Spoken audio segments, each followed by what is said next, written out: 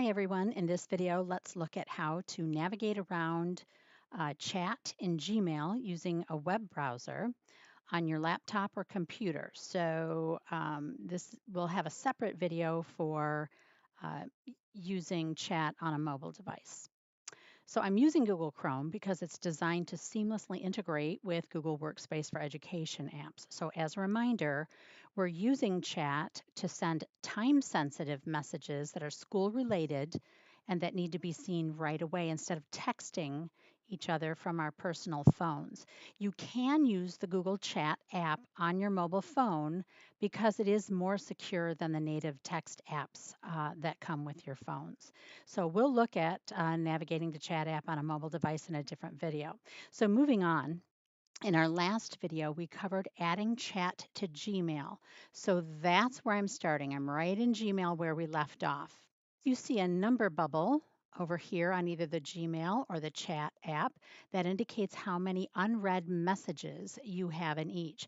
And you can switch between the two simply by clicking on the icon. So they're just kind of like on-off switches, and we just switch between mail and chat. You can see it's similar to Gmail. My unread messages are in bold. I have my messages listed over here, and I have in the left column different ways I can organize my messages. So in that respect, it's a lot like Gmail. You'll see I have a nice shiny new chat button right where the compose button is in Gmail. And if I click on that, you can see this is where you would start a new message. You just simply start entering the names of one or more people and start your chat. You can also see you have a few other options here. You can also create a space, and spaces we'll discuss just a little bit later in this video. You can browse your spaces, you can find apps. Right now, we do not have any apps connected to Google Chat. If we did, that's where you would find them. And you can process any message requests that you've received from new users or people who are outside of the ASA domain. So that's everything about the new chat. You can see, much like Gmail, up at the top, there is a search field, so you can search for specific messages. If I click in that field, it's going to suggest different users, but I can also search by topic or any keyword. So I could say put in classroom because we've been discussing Google Classroom a lot, and any messages that contain classroom appear. You can see, just like in Mail, you have other options that you can narrow down your search. And you can search right from this window, mail, your direct message conversations, and your spaces. So that is everything regarding search in a nutshell. I'm going to pop back home here a minute.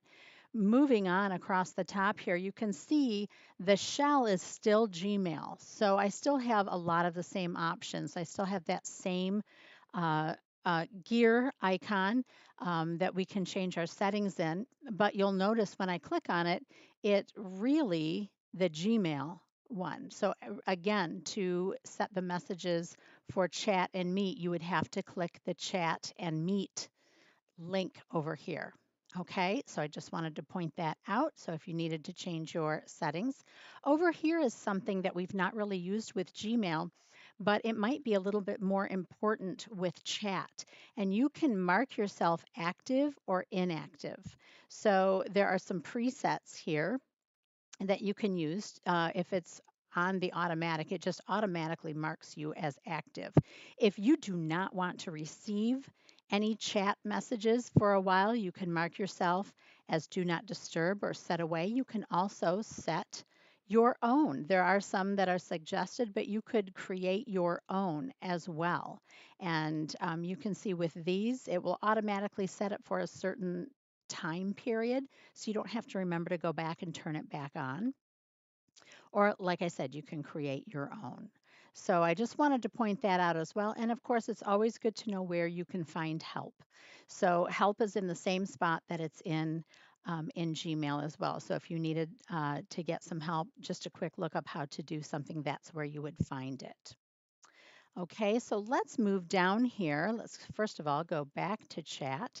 You can see with the bubbles, we can tell how many unread messages we have. I have two, they're in bold, and all messages will appear in this pane over here, just like in Gmail. You do have some options. You can sort this pane by just your unread messages, and it will filter just your unread messages. You can also filter just by conversation thread. Conversation threads are used in Google Spaces. Again, we're going to talk about Spaces in a minute. So if I click the thread, it's going to sort my spaces by conversation thread. And so that way may help narrow down your search if you're looking for a specific Spaces conversation. You also have the option here to change this view. So I can go to a single pane view where it just simply lists my direct messages, or I can switch it back to that split pane where on the left side of this pane, it lists all of my conversations. But if I click on one, it's going to give me the preview over here on the right-hand side. So you'll see the threads in that conversation over here in the preview pane. Now, next to each one of these listed in this center pane, you can see you have options. I can mark it as unread. If it is a conversation thread or a space, I can follow or unfollow. I also have more options here. And if I click on those three dots, again, I have the mark it as unread, but I also can open it in a separate pop-up window. I can mute the conversation, meaning that it's no longer going to notify me. I can set my notification settings message by message. So if you wanted to silence it, or if you wanted to receive a notification or not receive notifications for a specific conversation, you could do so. I can leave the conversation or I can block it. Okay, so it's important to know that you have all of these options for each one. Over here in the preview pane, you'll see, and this is just to make things quicker for you to process your messages. You can, by hovering over a message, so similar to on your text phone, if you would like a message or add an emoji, that's what it's asking you to do here. If none of the suggested emojis are how you want to react, you could click on the emoji icon and you'll get the entire emoji keyboard or all the choices. You can reply to a particular comment in the conversation. And you have more options as well, such as again, mark it as unread. You can star a message, which will help you find it quicker, pin it. You can forward it to your email inbox, or you can add it to tasks if you happen to. If your to-do list happens to be in Google Tasks, it will automatically add it as a task. And you can also copy the message link if you wanted to send it to somebody else. So those are your options over here in the preview pane. So a little bit different from the options that you have over here in the list of messages. And of course, you're just going to open these by simply clicking on the message, and the message is open, and you can simply type your reply. You have all these options as well, and send. We will go over sending, receiving, and replying to messages in a separate video so that we can go in more depth. But I just wanted to sort of give you a little tour as to how you can quick process those messages. So let's move on over to the left column here. And you can see, just like in Gmail, you have different ways of organizing your messages. And these sections are pre-created and you can't really change those. However, you can add your own sections. So we've already covered the home view. We can also, in the view over here, simply limit or filter the messages that we see by just mentions. Think of mentions as tagging somebody when you're texting them. So if you add the @ symbol and their name, you're mentioning or tagging them. And so I can simply filter these messages to the messages that I am mentioned in.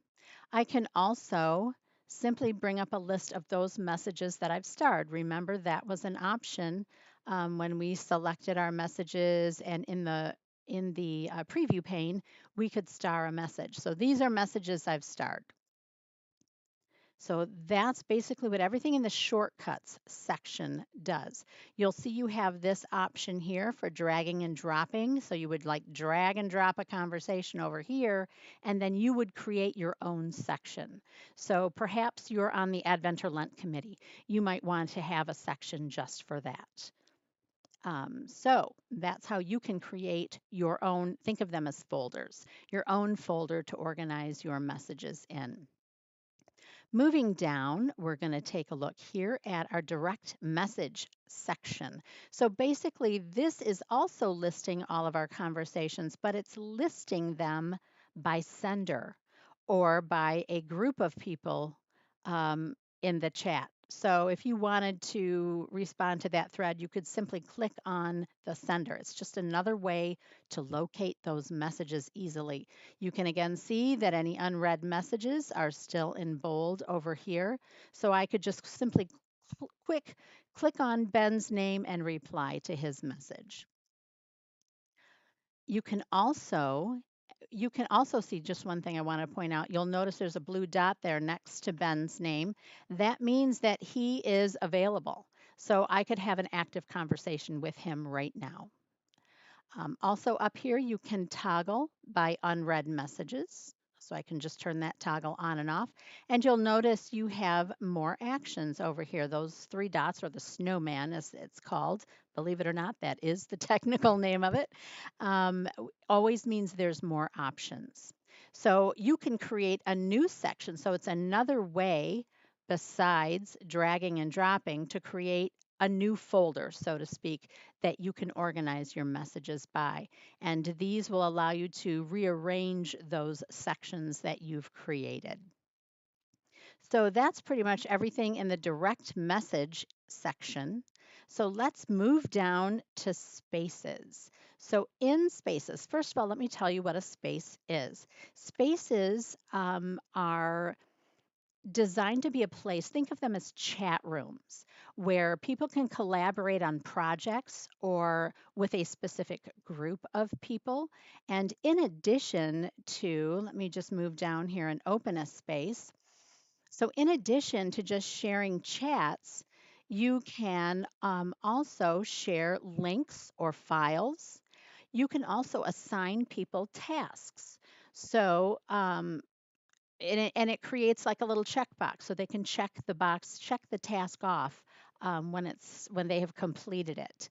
So this is also a kind of a good space to use for, again, those committees, the Alleluia Day committee or the Lent or Advent, where you can have an ongoing conversation, quickly share links or documents that you're sharing, and assigns people with specific tasks. You can give those tasks a deadline. There's just all kinds of ways. Again, we're going to go through spaces in more depth in another video, but I'm just trying to explain how you would use a space versus just a direct message conversation.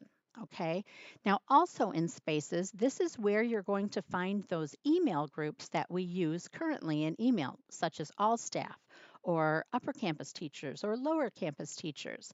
And simply by clicking on one of the groups and adding your message, you've now messaged everybody in that group. So again, it's meant to be a time saver so you don't have to curate your own lists. I am curating those lists to make sure they are current as we change our personnel. And you can see that you can also create your own spaces as well. Hovering over them tells you who is in any particular group. So you can see at a glance, is this the group I want to use? So that's pretty much in a nutshell how you navigate around Google Chat using it in Gmail on your computer. So in future messages, or excuse me, in future videos, we are going to take a look at sending, receiving, and replying to messages as well as spaces. So keep watching the playlist for more videos as they are created.